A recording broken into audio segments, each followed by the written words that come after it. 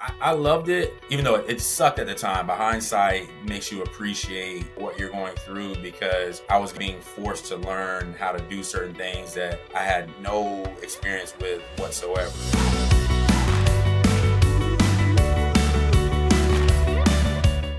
Hello and welcome to The Secret of My Success, where we explore what it means to live a fulfilling life.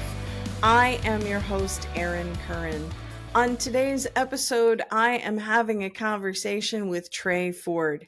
Trey Ford is a farmer by day and a film programmer and producer by night. He is the founder of the Florida Fish Pepper Co., a nonprofit organization that supports community gardens, homesteaders, and farmers. And he also co-founded Black Films Matter to help independent filmmakers with marketing and distribution for their projects. I hope you enjoy the episode. Please be sure to like and subscribe. All right, fantastic. So, in this episode, I am speaking with Trey Ford. Trey, thank you so much for joining on the podcast. Absolutely. Thank you for having me. You're very welcome. So, Trey, you and I met at a personal development seminar a few years back with a mutual friend of ours. And yeah, I really just love your vibe, and you're very easygoing kind of a guy, and you got your hands in a lot of different things. Um, let's go ahead and get started. If you could share with our audience maybe a time in your life or an event that helped to shift your context or give you a different view of life, where would you like to get started? I can actually get started with the reason that I was at that conference. I think that the theme was love, and there were different people who spoke on different components of love. And, obviously, love is multi directional, so it's not all romantic. Yet I was there. The company I was working with at the time, I was a franchisee with a company that offered one time a year marriage conference, and my marriage was ending, and we were trying to save it with whatever we could. But at the time that we were at that event, we were already separated. She was in South Florida, and I was in North Florida. And I highlight that because, as the separation and divorce got completed, I was able to get a restart in a new city and really get to redefine what it is that what journey I'm gonna go on in life. And I had a blank slate pretty much. So that turned into me moving to Jacksonville after being displaced through the selling of our house in Gainesville. And I decided to venture into what I was really passionate about when I was younger, which was film and entertainment. And at the time, I was more so sales and marketing and corporate. And I think I'm more of like a professional slash hippie. So I can kind of toe the line a little bit, or I got one foot in one side and one foot on the other side. And I consider that a skill set to make me a bridge because people need both components of that, I think, in life or in business or, in multiple ventures of opportunity to create. So, just to be clear, you don't mean a professional hippie, you Not a mean professional hippie. That's why I put the slash on there. Because hippies would say that I'm not professional, and sometimes it makes you almost a black sheep because you're not all the way one thing, you're not all the way one the other thing. So sometimes people have trouble relating until you can evolve and kind of speak on both sides and transform, if you will, to be able to cater to whichever side of the audience you're talking to.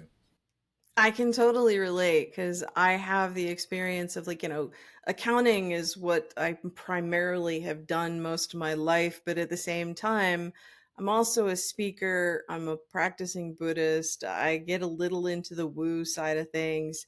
And I like to say that I'm kind of a translator in between those two worlds. I personally love being a part of both. I wouldn't give up my numbers for anything. And if I have to, dress nice and look presentable, I can, but it's not necessarily the most comfortable space for me to be in. I love going and looking at crystals and all sorts of other strange and wonderful things, but at the same time I can also geek out on some Excel spreadsheets. So, That's it. both sides. No one can So, be totally monolithic. So it's all about being balanced. I think so. I really do because like whatever your soul is calling you to explore and to express, I mean, that is you. Each of us is completely unique. Right. And the world is a far more complex place than it used to be 100 years ago. So that just means we're more complex people. Absolutely. So, all right, I hear that you were involved in sales and you were pretty good at what you were doing. I think when we talked when I met you a few years back, and now you're dabbling more in a couple of different kind of projects that are more on the creative side of things. So, like, tell us, how did you make that transition? So, you're separated, you decided to go ahead and wrap things up with the marriage. Like, now what? It was challenging because when you start over, and my assumption is that everybody starts over a whole bunch of times throughout their life. Hopefully that life is long, so you get a bunch of those opportunities. But you come out of something that you're good at because you were in that space for long enough to go from the different levels of competency, and then starting brand new, even though you're passionate, you might suck at it. And what I was realizing in my career transition was, in the past, for sales, for example, usually I was a 1099 employee or a franchisee, or a 1099 independent contractor or a franchisee. And so a lot of structures were put in place for me where I could just go and perform. And I was venturing into more of a full entrepreneurship. And what I mean by that is I can't just go perform because we need paperwork and accounting and all of these other things. So even though I'm throwing a fancy event, we need to have a profit and loss statement and revenues and expenses mapped out. And it wasn't all catered to me in some type of system on the computer that somebody else already developed. Everything had to be developed. And because I call myself a fake millennial because I was born in '87, and so I experienced the analog world, and then was young when the digital world started to break through. But I still use pen and paper and long math to do spreadsheets and stuff like that. Especially at this time, I wasn't even using Excel; I was using a journal. So needless to say, lots of money went missing, or lots of things just get fall by the wayside when you don't know those systems and you're traveling into something very very new. Wow, so it sounds like there were a lot of things that shifted for you all at that same time. Absolutely, it was a complete shift, and I loved it, even though it sucked at the time. But hindsight makes you appreciate what you're going through, because I was getting structurally improved by being forced to learn how to do certain things that I had no experience with whatsoever. And so even being back in Jacksonville after having left in '05 for college, I lived in Gainesville, Florida for from '05 to 19, and like my pretty much my entire adult life. And coming back into Jacksonville, where even though it was my hometown, people have moved. The people who know me from Jacksonville at this time were people I went to middle school and high school with, and that was pretty much it, unless they went to University of Florida as well. So rebuilding your network, and Jacksonville and all cities probably throughout the United States, change is so rapid, with the highways changing which way they go, and new restaurants that you love close, like everything was different. So I did like the adventure of it. And also it was challenging, in entertainment, there's a lot of gatekeepers. And so if you're the new guy, which I didn't really feel like, I'm not the new guy, I'm from Jacksonville too, but if you're not from the hometown, or if nobody knows you, then they'll block you from opportunities, or they won't invite you to certain things. And so I really had to just be persistent and resilient through that, and just not quit, because it would have been probably easy for me to get my resume together and go get a job, or to maybe I owned a magazine in Gainesville, so maybe start another magazine. But it just was like, no, I've got a chance here to do exactly what I want without fear. I'm already at ground zero. I'm in a valley.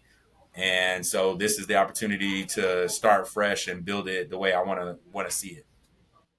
Beautiful. And I love that you circled over to that part because that was what I was going to ask you. Like, so very often when the rug gets pulled out from under us, like none of us get married thinking that it's going to be a divorce. Right. Like nobody goes into it with that kind of a mindset.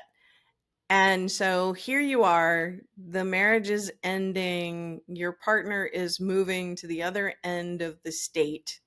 Really, you've got no tie to where you've been.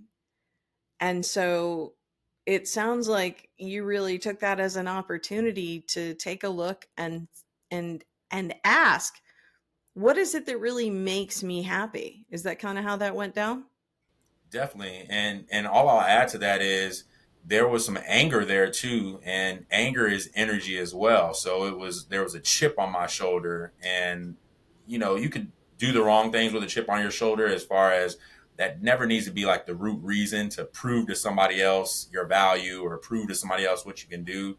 But that energy, after I synthesized it the right way, I was able to merge into the passion and kind of find like I guess a sacred third in how I'm pursuing, my dreams and my legacy, and what I want to be remembered for. How did you do that? How did you resynthesize that anger into fuel? Well, first, what I did was do it the wrong way and self sabotage myself to the point of my own personal wake up call. And I don't mind sharing. One of those instances was a DUI. So I'm 2019. I moved in August, and I'm getting involved in the entertainment industry and dealing with people. Still dealing with my partner, and we have two kids together. So you know having these conversations that are not always comfortable or not always going the way that we want them to go, or whether the other person's being unfair or whatever the case is. And initially, there's this concept I learned called feather brick truck, where initially you'll get these light reminders or these light warnings saying, hey, let's say it was food habits. You get these warnings like, hey, you should probably not have fried chicken at 10 p.m. anymore. And then it's just indigestion at first, but then it's like a gallbladder issue, and then it's like a surgery or a heart attack or something like that. And so I would say like the feather is the indigestion. The gallbladder issue is more like a brick. A brick hurts when it hits you. And then a truck is you're in the emergency room. Something major has happened. You could die, and that's on the health side. So on the physical health side, on the mental health side, it's hey, you're drinking a lot and you're numbing, but you're not managing your finances well. You're spending 25, 50, 60, $100 a day on alcohol, and not managing your body well, and these things alter your state. So you're probably not managing your relationships well either, depending on who's around, when you're in this state. And so for me, I had to experience a couple bricks. Unfortunately, no truck, but those bricks finally woke me up. And I guess my biggest suggestion to everybody on who's listening to the podcast is, if you can avoid the bricks, do so. Listen to those feathers, or some people call it the still small voice. It's there to help you because it's on your side. That's true. I think one of the biggest challenges, tell me if this is your experience, one of the biggest challenges is learning to hear that still small voice and trust that it's it, because it really is a small voice and it's just being like, this is the truth. This is what you should be doing. I don't need to yell. Yep. It's in life is what teaches you that, and everybody has their own unique journey, and but that I would say is the constant is and the way I perceive things as far as how the world works is that still small voice is wanting you to reach your highest potential because of your uniqueness, because of what it is that you're going to add to society, to the world, to your family, to your one child, to your dog, whatever it is, no matter how big or small, it is there to encourage that and help facilitate that. And I think sometimes in the mountain, we get to a place where we think that we're doing it all, and it's our greatness and our intelligence and all of that that's causing these things to happen. And sometimes even in the valley, you get into I would say I have gotten into a victim mode of nothing's work, nobody cares, what is life, type of thing. And that's a both places are a bad place to be in, because there's probably a brick or a truck coming once you get into that state of mind because the feather's not working at that point. Isn't that the truth? I think that what you're pointing to is really important because, like, my personal view is life is a journey. It's all in service of our growth. It's not like we come out of the box ready to just plug and play. Right. We get to have these experiences to really discover who we are and what we're meant to create. And if I'm messing around not following the program, then it's not like the lesson goes away. It's going to keep circling back. Oh yeah. Just different color paint. It's still a truck coming or a brick. When you were talking, one of the things that came up for me was the fact that that still small voice, as you start to hear it, we easily forget that we've been here before, where it's like, hey, I felt this intuition, I heard the Holy Spirit, or whatever it is. And I'm always surprised at myself how often I forget. I'll speak for me. I'll be the bad guy in this. And you know there's so many examples throughout life, every year, every 5 years, every 10 years, where you find out why something happened the way it did in hindsight. And then you get back in a storm and you've forgotten, hey, last time I had this type of storm, this was the result. This is what I learned. This is what shifted for me. And I met this person, or this thing happened that was really that gift, that silver lining in it.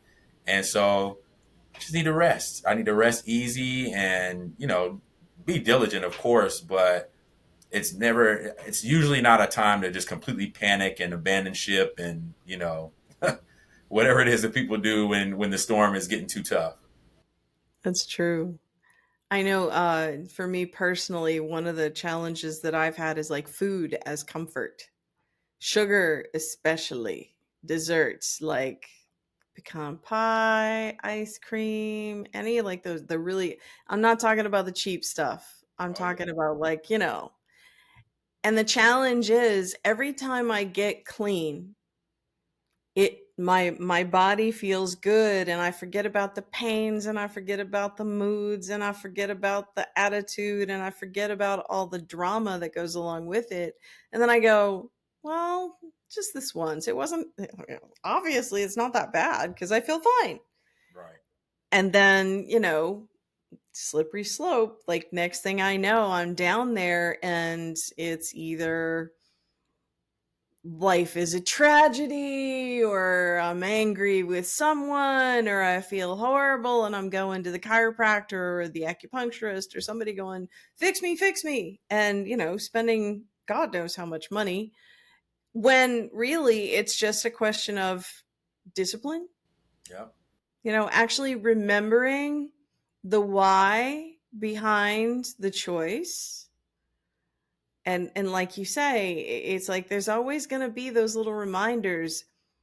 Like, how do you keep present to the goals that you're playing for, the things that you're up to? I'm really visual, so one of the ways that I do that is I use these huge sticky notes. I don't know what they call it, but they're like the bigger the ones that go on the easels that they have an adhesive and you can put them on the wall. Yeah. My room looks like a war room, so I have those up for each individual project. I also have it up for kind of like my overall, like this big web of everything that I've got going on and how it relates to each other. Because I'm not a hoarder of items, but I'm definitely a hoarder of ideas. So if I thought of it, Typically I'm not letting it go. I'm just trying to figure out in what order can I fit this in because I want to do this too. I want to do everything. I've got all these ideas, and I think that keeping them present is really big. I've heard people at conferences talk about writing stuff on your mirror and putting it in your car, on your dashboard, or in your visor. And out of sight, out of mind, I think is a real thing. But if you keep it in front of you, that's probably the easiest way to do it.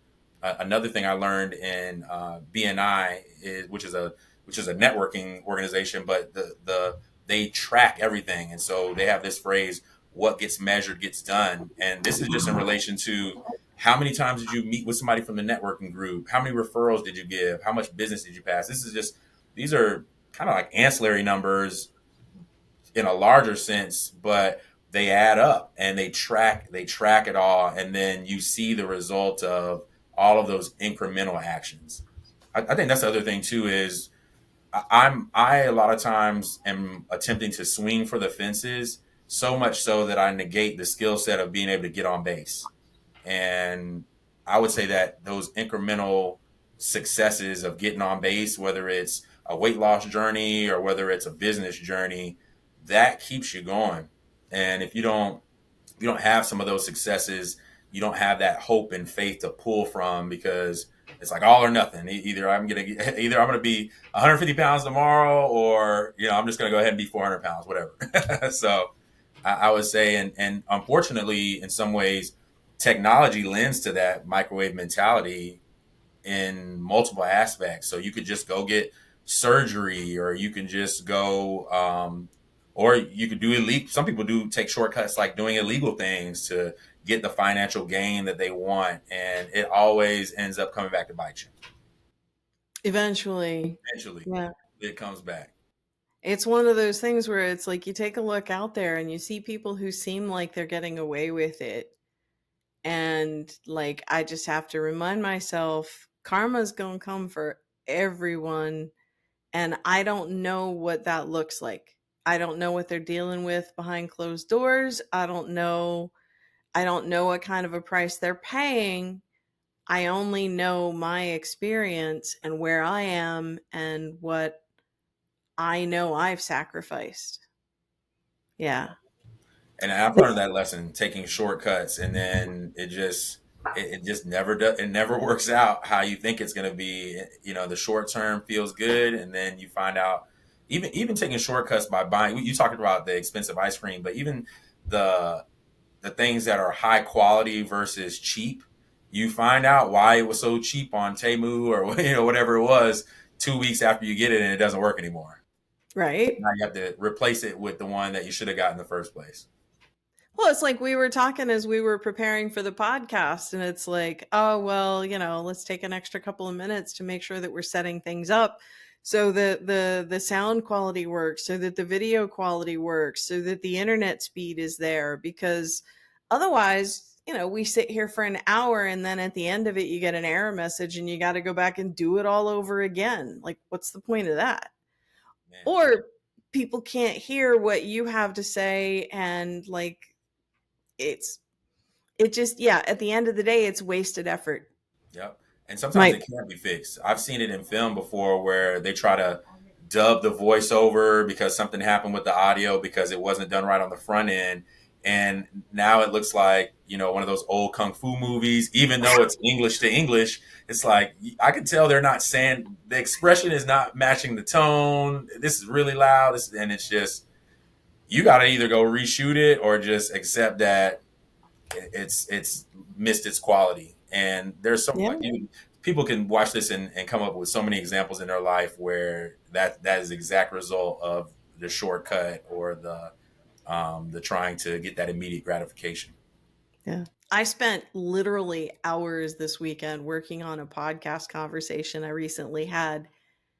And the quality was bad on my side, like I said, and I was to the point where I almost had the stuff worked out, but I was having to do so much editing that the audio and video tracks were starting to get further and further off. And it's like that OCD kicks in, and I'm like, no, I can't. Yeah. I cannot. Well, as a filmmaker, like, you totally understand the impact of quality in that creative process. Definitely. Yeah, it's something I'm excited for in Jacksonville because we didn't intend to go on this path, but quality sometimes requires investment of a higher amount. And with independent filmmaking, especially if you're not in LA or New York, there's a lot of volunteerism that goes on, and it's like, hey, let me get my dad to hold the boom mic, and my sister's going to be the lead actress, and this and that, and you just see the result of the lack of investment in it, and that's not even a knock to it because you have to start somewhere. So to be able to scale, to see, hey, this zero budget film, this is what it looked like. Next time, let's try to raise $1,000. Next time, let's not rush into this and maybe do a longer campaign, a year or two. Why did I have to make the film right now today? Hmm. Could I have gotten mentorship or joined networking and things like that? And I think that lends to the rush that I find myself sometimes in, and I think other people can probably relate, that this rush to get to what it is that you see in your mind's eye. It's like, oh no, I need that tomorrow. Well, if I understand right, you're kind of dealing with that with your current project, the Florida Fish Pepper Company. Yeah, absolutely. Farming is the most delayed gratification business you could probably be in. Seed, if you want to learn seed time and harvest, you don't have to become a farmer, but do some gardening, and you'll see, with starting Florida Fish Pepper Co. I started with a plant, and I that plant had a few peppers on it, so that's where all the seeds came from. But there wasn't another producing plant for a while, and so everything was just a seedling. And then now I'm just now starting to see the fruits of what I've been kind of working on since March, and heavily working on since June, July. And there's no shortcut. You have to you have to nurture your idea or your relationship or whatever it is that you're embarking on. It's not really set it and forget it. You have to water it, you have to check on it, you have to defend it against pests, you have to defend it against other people, the whole nine. And the rain and the weather you can't control, so you have to be in a state of perpetual adjusting to really get where you want to go. And those things are benefits too because you learn as you do that. Yeah. Those are also like really fantastic life lessons, 100%. because it's like when we talk about, like, you wouldn't be able to create this kind of a venture, this sort of a project, if it weren't for lessons that you were learning earlier in your cycle, where you're like, like, there's stuff that I'm ignoring, there's stuff that I'm not dealing with. So how did you get from, you're angry, you have a DUI, there's all this stuff going on in your life, and now you're building this project and involved in a few different things that were like, patience is absolutely key. One checkpoint that I'll add to that is it didn't get better right away. And so the DUI happens in 2019, and we all know what happens in 2020. So I get the DUI, and I actually I had a job temporarily with a company that was selling, it's almost like a pharmaceutical sales job. And I thought that the timing was perfect for me to leave that job because during this time, 2019 into 2020, I'm also helping coordinate something called the Fake Famous Comedy Show. So I've got my film programming company, which is throwing private screenings and things like that, along with a comedy tour that we had dates all the way into May. And so we get to March of 2020, and everything changes. Like that's like a marquee moment for everybody in the world at the same time, which is rare. So you have me now, I don't have a job, and maybe that sales job wouldn't have been going as well either because I'm sure people who were in different sales opportunities, their customer base was shrinking or the amount of sales that they were getting were shrinking. And now I'm door dashing just to eat. And I'm door dashing for the day and then spending that money that night on food and drinks. and I'm back in the mess. And what got me into a consistent, I would say, climb was the death of my aunt. One of my closest aunt, my aunt Julia, who is my mom's younger, the closest sister to her in age, but younger than her. And she was somebody who was she was a custom tailor, so she was doing my suits for these premieres and things like that. And death is tragic in a lot of ways, and in a lot of ways it's an opportunity to reflect and to really respect and value the opportunity that we have to live. Because she wasn't young, but she was somebody who didn't listen to the feather brick and truck as it relates to smoking cigarettes. So she passed away not from COVID but from throat cancer, kind of before COVID really got rolling, how it did eventually. And it forces you to really just reevaluate what's important. And that, I would say, is what started me on my trajectory. So right after that time period, I started this kind of speak. Florida, we had a little bit of a shorter COVID than most than most places as it relates to being out and about. And so once they bumped the restaurants up to 50% capacity, I was able to start a speakeasy type of vibe where it's very limited people, got the masks on and all that stuff. And that saved a small business. That restaurant, was able to survive off of that Thursday night. It was called the Culture Lounge, but also the people that were coming into it. I think what really gave me the energy was creating the space for other people who are creatives and people who are in this lane of expression of art. They needed something.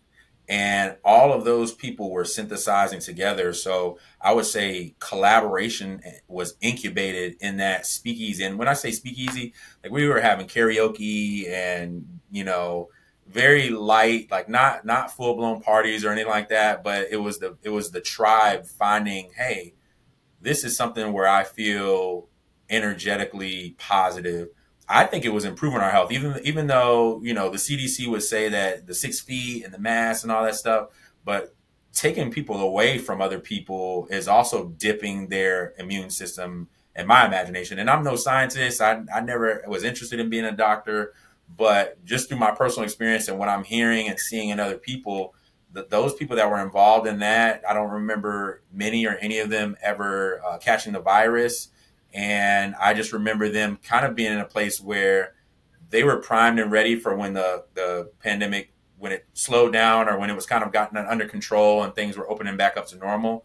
They were already light years ahead because we were in this incubator, working together, having camaraderie, building relationships.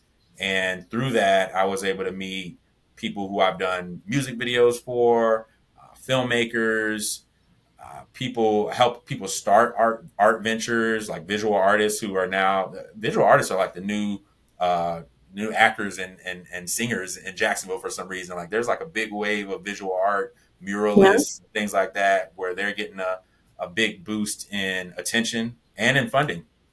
Um, we also, right after that, elected a mayor who was our first Democratic mayor, but more specifically, because I don't get too much into Democrat versus Republican, but she was also from the media in her profession.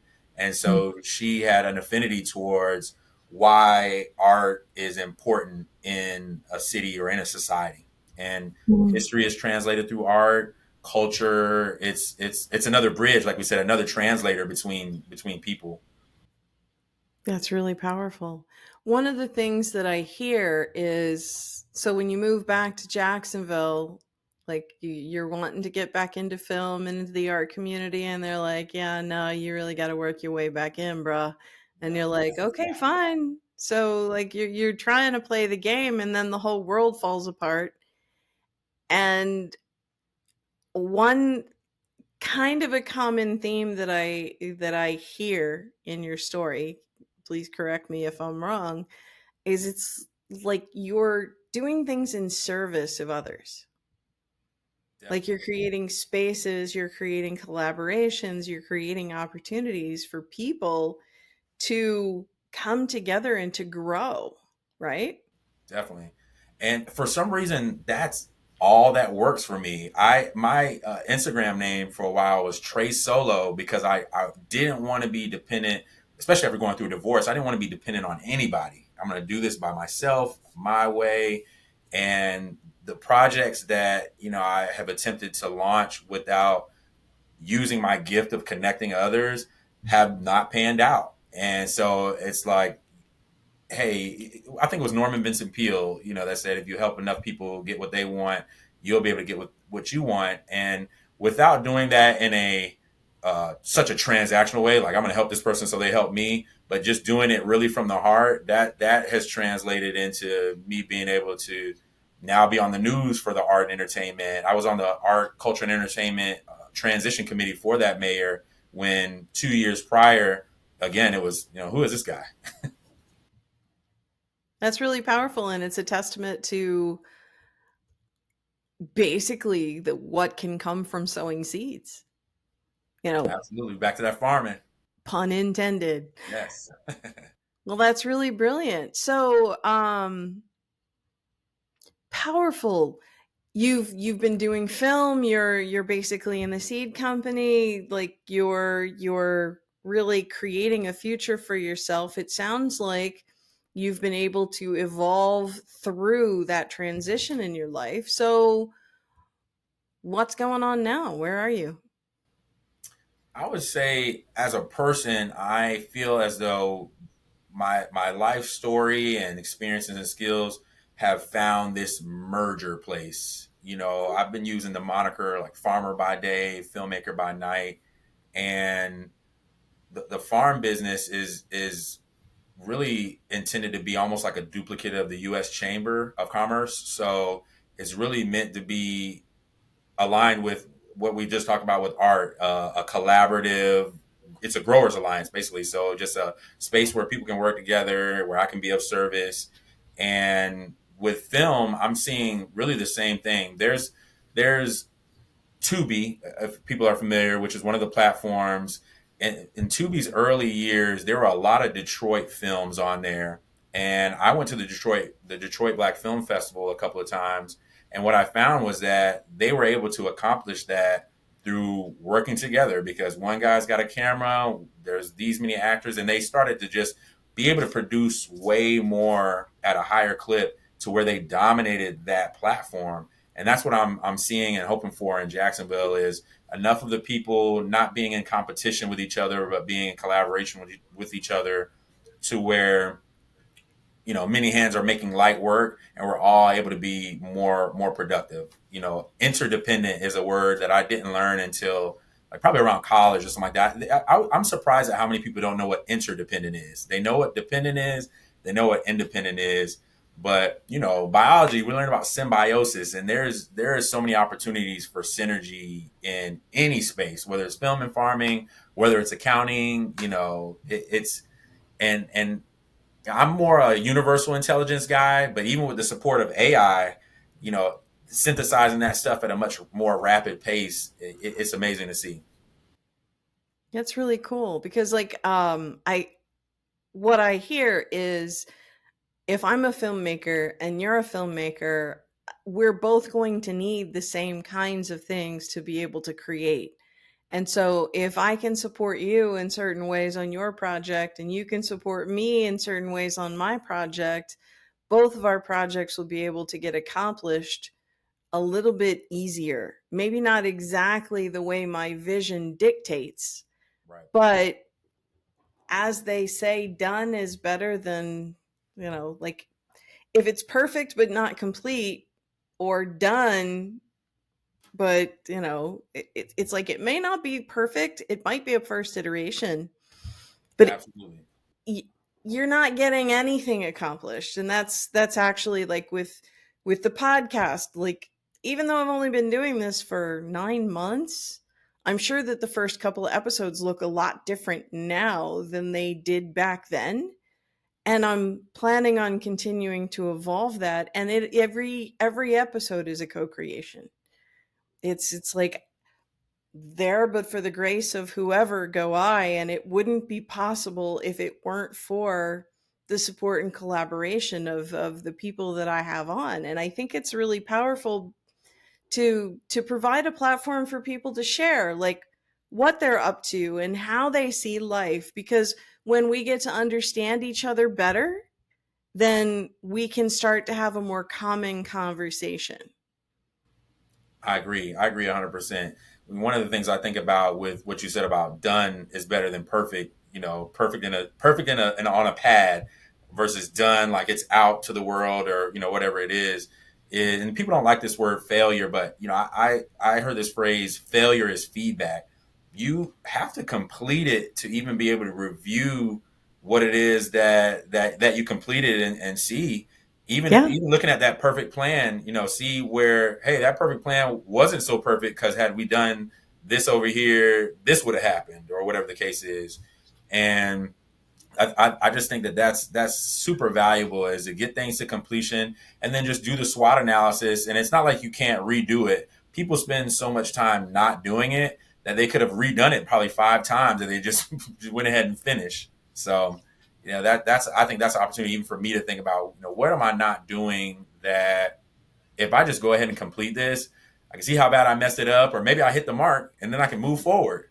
And that also brings up the thought of like having all these open tabs in your mind. I think there was somebody I was coaching with that was calling them loops, and I don't know all the metaphysical jargon and all that stuff anymore, but these open loops. Or if I see people with like a million tabs open on their computer, and I'm like, that's got to be slowing down the internet, the operating system, or something.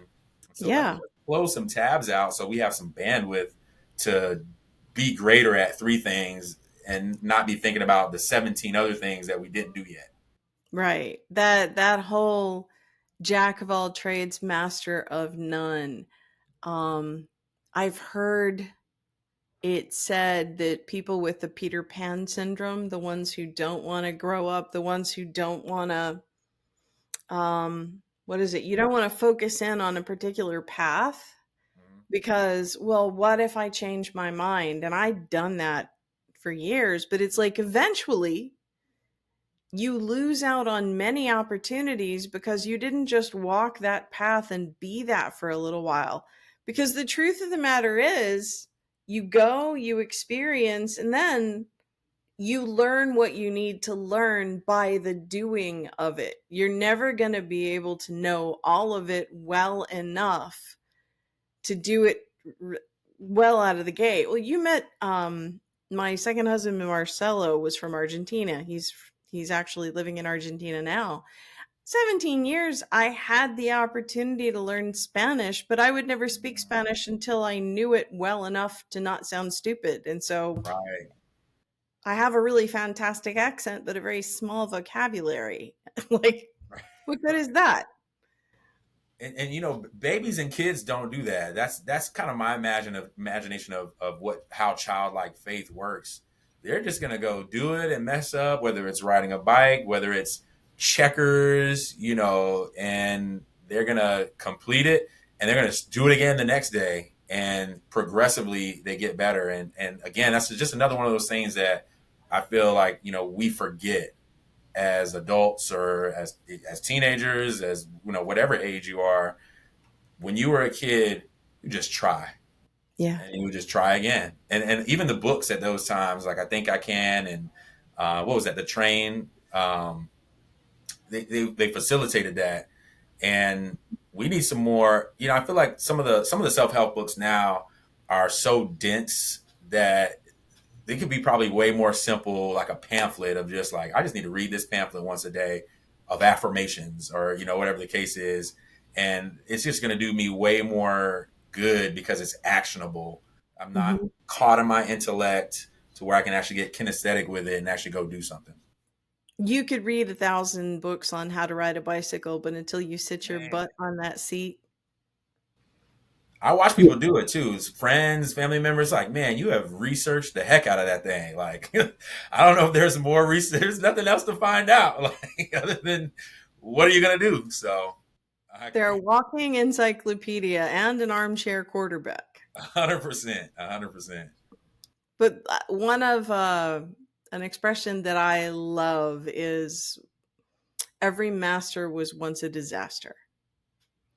It's like Definitely. if I don't give myself permission to suck at something, I'm never going to have a chance to get good at it. Definitely. I speak to that even with the farming because when I was working at a farm that was owned by a nonprofit, and I would call myself the white collar farmer because my position there was to launch a market. So my position was more in my gifting of events and bringing people together. But being on the farm, I had to at least get two plants. I bought these two. That's how the company started. I bought these two plants. They looked cool, and one of them died, so that was that failure. One of them lived, and I wasn't really taking all that good of care of it. It was just in a better place in the greenhouse or whatever the case was. And eventually, the three little fruit came, and then I started getting intentional about it. I was like, well, I had to learn about the soil. I had to kill a few more plants, trying to grow them. I had to even finding out who to. So I have this program where I kind of let people adopt the plant so they can take care of it to a certain point. And depending on if they have a big yard, maybe they can keep it the whole time, or if they just have a patio, get it to a certain point, and I'll come back and get it. Even discerning who was really serious about taking care. You got to be good about your pet sitters and your plant sitters. And I had to learn that the hard way by losing some crops. So, completely didn't. I went to school for agricultural operations management. And when I was at UF, we drove a tractor down and back one time in Micanopy or whatever the little small town is outside of Gainesville. And that was the extent of it. They were really grooming us to more so be project managers and be more on the corporate end of agribusiness for the most part. At least the courses I was taking. I was taking business law and marketing, management. I'm just like, we're not doing any agriculture over here. So I didn't even have that college experience to draw on. So it's really trial and error. Farming, any farmer will tell you, it's heavily trial and error, and every year is different. When the weather patterns come through, when there's some type of disease that's getting in all the citrus. I mean, there's just so the only way to combat that is to play in real time. You can't be in the past. You can't really be in the future. You have an opportunity every second, every minute, every day to make adjustments, but you have to be present and aware to do that, and active to do that. Wow. That's really an amazing opportunity, no? Yep. Now everybody's gonna be growing plants. I love it. Well, you might have touched on exactly. I would be one of the people you wouldn't want to give a plant to. And I had to learn. I was like, no, she's definitely gonna take care of it. Oh, she traveled for a week and nobody's watering it. Like, No, yeah, I forget about them. They have to be really hardy to survive around here. That's brilliant, and I think it's really powerful because, like what you're saying, what you're pointing to, when you're in the moment, like now is the only moment that we have access to be able to impact anything. The past is already done, the future isn't here yet, and if we're not careful, we just sort of paste the past over the future. yep, But if I'm really looking at the truth now, then I have an opportunity to create with some level of intention. absolutely. There was this phrase that I learned from. I used to sell Cutco knives. Like that was like my first sales job. That's when I found out about performance based pay over somebody telling me what I was worth, commission, and it blew my mind. And the phrase was, "Is what I'm doing right now helping me get to where I want to be 1 year, 2 years, 5 years from now?" So it's Mhm. there's the consideration of the future, but it still is what I'm doing right now helping me. And we talked earlier on the call about how do you keep it all in front of you, whether that's post-it notes, they got apps on your phone, there's all kind of ways to keep up with it that's best for you. And then you really can just, if you evaluate yourself based on, hey, is what I'm doing right now. And even in doing is sometimes resting may be helping you get to where you want, because you don't want to burn out, you don't want to work yourself into the ground. Nobody on their in the senior homes is saying, "Hey, I wish I would have worked 27 more hours, every week." They're saying, "I wish I would have did these things," and had they been present, they would have been able to kind of do both. I find that there's almost like a multiplying effect to presence, even if it's just you're not doing anything, but just being present with the day to day, minute by minute. And I've experienced it while driving, where it's like you're present enough to hear the still small voice to say, hey, I'm gonna just take this route here, and then you find out some accident was going on or some school bus broke down on the railroad track. It's like, man, had I been thinking about what I'm gonna do or thinking about the past, I would have just been in autopilot mode and I would have been stuck. Mm. And there's ranges of examples like that are less and more intense. We're just talking about traffic here. So presence is just super important, because I mean, I think you asked earlier, how do you make sure you're hearing the still small voice? Being present, being aware, being in your body. For sure. And one thing you just reminded me of that I wanted to circle back and put a pin in, because we're coming up close to toward the end, and so you've got a couple of seconds to think about what you'd like to leave people with. But I want to circle back to something that you said about measuring, because like if you're going for that all or nothing kind of game, it's really easy to get lost and to become disheartened because I didn't lose 30 pounds in 3 days, and to gamify little aspects like drinking enough water or walking enough steps. I have this ring that keeps track of steps and sleep and all of these things that if I'm not measuring it as I go along, eventually it's really easy to lose the thread and then one day wake up and go, I don't know why I feel so bad, or I don't know why my podcast isn't, working or whatever. If you can create those little ways to gamify things and then reward yourself or celebrate those as you go along, the game becomes multiples but much more fun to play, because then it's like I actually am getting I'm getting the feedback as I go along, even if I'm the one who created the mechanism. Right, right. And we all like to be validated. I at one point was 290 pounds, and that was the opposite of those small measurable things you were doing, like steps and water. The same thing works if you're not tracking it, because it's getting tracked in your body or in your business or whatever the case is. And I would say that I'm super grateful for that experience. So what I'll leave people with is, you're still here, and I'm thankful that you're here. I'm thankful that you got to watch Erin and I talk about life, and your life is super valuable and important. And just be grateful, because if you're still here, there's still purpose in you. And take a moment to just really be grateful for all that you've accomplished, all that you've experienced, and all that you will get to experience through your gratitude. And the world is yours. Well spoken. Trey, thank you so much for joining me on the podcast. I'm super excited about what you're creating, and I can't wait to hear how it goes. Thank you. Thank you for having me.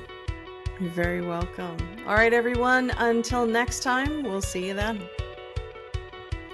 Thank you so much for joining us for The Secret of My Success, where we explore what it means to live a fulfilling life.